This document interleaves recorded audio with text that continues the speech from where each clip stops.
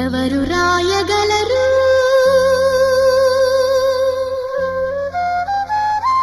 అమ్మాను మాట కన్న కమ్మని కావ్యం ఎవరు పాడగలరు